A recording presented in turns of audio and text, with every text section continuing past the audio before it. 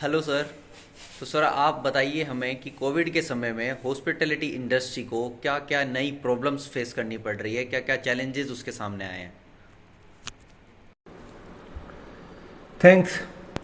देखिए, कोविड के समय में हॉस्पिटैलिटी को काफ़ी चैलेंजेस फेस करने पड़ रहे हैं और ये पूरी इंडस्ट्री एरिया में सबसे ज़्यादा सरवाइव करने वाली इंडस्ट्री हो चुकी है। लेकिन काम करने का मज़ा भी तभी आता है जब आपके पास चैलेंजेस हों। अगर आप कैपेबल हैं तो आप चैलेंज को लेते हैं एक चांस के रूप में।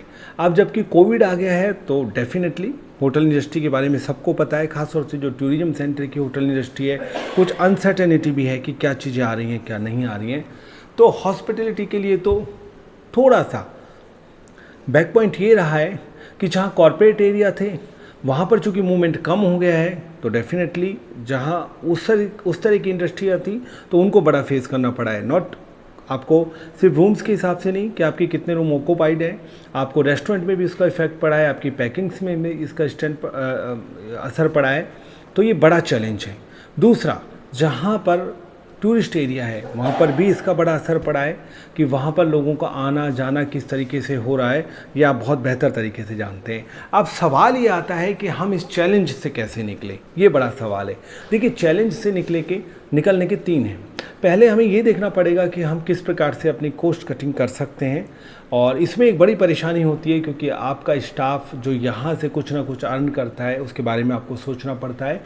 और दूसरा ये कि किस प्रकार से आप अपनी कुछ कॉस्टिंग को कम करके आप अपनी सेल को बढ़ाएं, उन लोगों तक पहुंचने की कोशिश करें जिन लोगों को के पास होटल इंडस्ट्री का ऑप्शन नहीं थे, यानी कि वो उसके बारे में सोचते नहीं थे, आप वहां तक पहुंचने की कोशिश करें।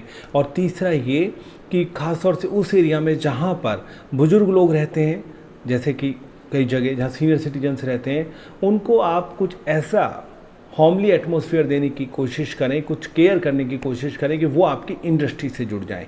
तो ये तीन चीज़ें हैं जो हम इस चीज़ के बारे में सोच सकते हैं और अपनी सेल को बढ़ा सकते हैं। साथ ही उन लोगों तक अब हमें पहुंचने की कोशिश करनी चाहिए जो अब तक होटल इंडस्ट्री से टच नहीं थे।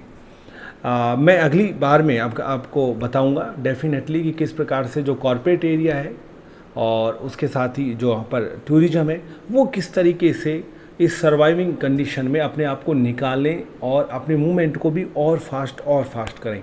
और वो डेफिनेटली हो सकता है, क्योंकि कोई भी चैलेंज ऐसा नहीं होता कि आप उसे पूरा ना कर सकें। तो फिर उस विषय में हम बातचीत करेंगे। लेकिन यह है कि अगर हम दिल से जुड़ें, हार्ड वर्क करें और क्रिएटिविटी के साथ नए रास्ते ढूंढें, हम नए सेक्टर्स ढूंढें, तो डेफिनेटली होटल इंडस्ट्री और अच्छी चल सकती है।